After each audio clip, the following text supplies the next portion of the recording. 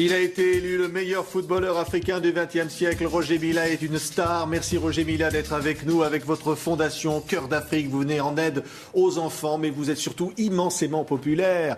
Aujourd'hui, comment vous regardez finalement cette carrière qui a été la vôtre ? Mais je la regarde avec beaucoup de satisfaction.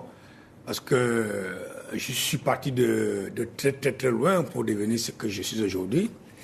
Et je voudrais remercier tous ceux qui ont été autour de moi, qui m'ont accompagné pendant toute ma carrière, ceux qui m'ont encouragé, et surtout le Seigneur Tout-Puissant qui a toujours été à mes côtés pour avoir une si belle carrière. Ouais. Alors vous avez 3 Coupes du Monde à votre actif. Vous avez été à un moment le joueur le plus âgé dans une phase finale, hein ? Tout à fait, le joueur le plus âgé. Et le buteur le plus âgé aussi d'une Coupe du Monde. Ouais. Et puis cette danse extraordinaire vers le... D'où ça venait ça, Roger ? Ben, cette danse n'a pas de nom. Je dirais que la danse, tout simplement, s'appelle la Milla. Ouais. Vous savez, c'est l'inspiration du Seigneur. Elle est arrivée comme ça lorsque j'ai marqué mon premier but.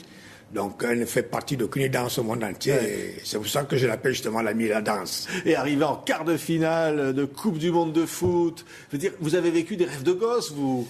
Oui. Tout à fait mes rêves de gosse, parce que, vous savez, lorsqu'on entendait parler de Pelé, lorsque moi je regardais les images de Johan Cruyff, parce que j'étais vraiment son idole, et je me disais un jour que pourquoi n'est pas aussi arrivé à ce niveau, pourquoi ne pas faire comme ils ont fait tout ce qu'ils ont fait pour leur pays. Et je pense qu'aujourd'hui, mon pays peut être fier, tous les Camerounais et Camerounais peuvent être fiers d'avoir eu, comment dirais-je, un Camerounais qui est arrivé à ce niveau et surtout qui a fait connaître le Cameroun dans le monde entier. Eh ben, le Cameroun vous aime, mais pas seulement d'ailleurs le Cameroun. Vous êtes d'ailleurs ambassadeur du Cameroun, hein, aujourd'hui. Oui, vous êtes fier de votre pays. Ah, très fier de ce que le Cameroun aujourd'hui, très fier de ce que le Cameroun fait. Et nous continuons toujours à travailler parce que nous ne sommes pas encore arrivés au top sommet des pays. Mais nous avons un chef de l'État qui fait tout pour que le Cameroun atteigne ce niveau. Et vous avez un peuple qui est prêt, qui accompagne notre chef d'État pour que le Cameroun atteigne ce niveau. 2 fois Ballon d'Or, Roger Milla. Les jeunes aujourd'hui, c'est un exemple. Il y a vraiment une nation de foot, une nation de sportifs au Cameroun. Pas seulement une nation de foot, mais c'est une nation sportive. Parce qu'à part le football, nous avons le handball, le basket, le volleyball, le judo, la boxe, le cyclisme, tout marche très bien au Cameroun. Et c'est vrai que les autres disciplines manquent de moyens. Vous savez, c'est le football. Le football, c'est le sport roi dans le monde entier.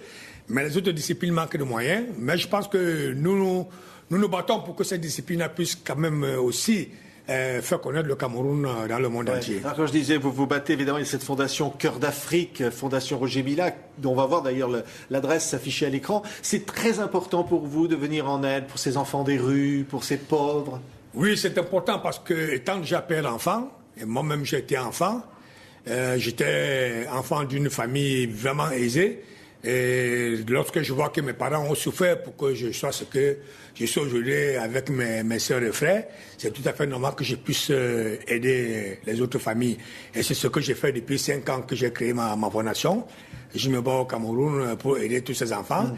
Et bientôt d'ailleurs, cette fondation fera le tour aussi, que ce soit dans les 2 Congos, au Gabon, pour aider d'autres enfants. Et vous êtes aussi ambassadeur de ONU-SIDA, c'est-à-dire la lutte contre le sida, ça compte aussi. Tout à fait. Depuis 2001, j'ai été fait par les Nations Unies ambassadeur de l'ONU-SIDA. J'ai quand même sillonné quelques pays pour sensibiliser la population. Je pense que dans les pays où je suis passé, ça fait ses effets.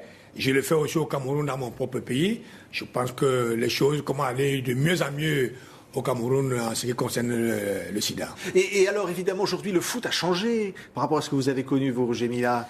Hein, c'est devenu un peu le règne de l'argent, oui. C'est devenu un peu tout ça. C'est vrai qu'il a beaucoup changé aujourd'hui, parce qu'à notre époque, on n'avait pas de manager. Par exemple, moi, j'ai jamais eu de manager quand je suis arrivé en France. Les médias parlaient moins de football. Il n'y avait pas assez d'argent dans le football. Aujourd'hui, c'est devenu un gros business, beaucoup plus qu'un business même. Presque, non? On a l'impression un peu ça se perd. Est-ce que les jeunes peuvent encore rêver avec ça? Tout à fait, mais je pense que c'est là est en train de tuer un peu beaucoup de jeunes qui n'ont plus de respect du respect non seulement de ce métier, mais du respect en lui-même de la vie des individus. Donc, il pense qu'avec avoir beaucoup d'argent veut dire commander tout le monde, ou bien comment dire, acheter tout le monde, ou je sais pas. Mais je voudrais tout simplement dire que la vie elle change, beaucoup de choses dans la vie changent. Il faut faire attention à tout ce qu'ils font, surtout être humble dans la vie pour qu'eux-mêmes déjà soient, comment dirais-je, mieux connus dans le monde entier. Oui, vous, la première fois, vous avez tapé dans un ballon, vous, Roger Milla, le plus grand joueur africain du XXe siècle. C'était quand, c'était où? Vous vous rappelez? Nous avons eu la chance parce que lorsqu'on allait à l'école, on avait des championnats scolaires et puis des championnats de quartier. C'est là où nous avons commencé à taper le ballon étant tout petit. Et le ballon qu'on tapait, c'était des citrons où on attachait un tissu, on attachait bien, on jouait avec. Et après, on prenait des fois des oranges, on attachait, on jouait avec. Donc tout ce qu'on trouvait qui avait la forme ronde, on utilisait pour jouer au ballon. Et puis on a réussi avec cela à jouer dans le championnat scolaire qu'il y avait au Cameroun. Et ce championnat scolaire nous a permis d'atteindre le haut niveau. Quelle belle histoire, Roger Milla. Merci d'avoir été avec nous. Il y a quelques années, d'ailleurs, préfacé par le roi Pelé, un livre était sorti sur vous qui s'appelait Une vie de lion. Hein, vous êtes le lion, le plus grand des lions. Oui, vous savez, il y a beaucoup de journalistes qui ont écrit justement sur moi. Il y a déjà 4 livres qui sont sortis sur moi. Bon, celui-là a été préfacé par le roi Pelé. Roi Pelé, ça fait plaisir. Il y a un autre qui a été préfacé par le président Sepp Blatter. Mais toujours, vous rêvez la nuit d'un ballon quand même, avec un but, il faut tirer. Ça vous revient quand même? Je disais que je tenais à remercier d'ailleurs ces deux personnes parce que ce qu'ils font pour le football, c'est extraordinaire. Ouais. C'est vrai que la nuit, quand on dort, on pense toujours qu'on est jeune toujours jeune. Pour jouer au football, mais les années pesant, on est un peu attaché à cela, mais normal. Merci Roger Milla. On fait avec.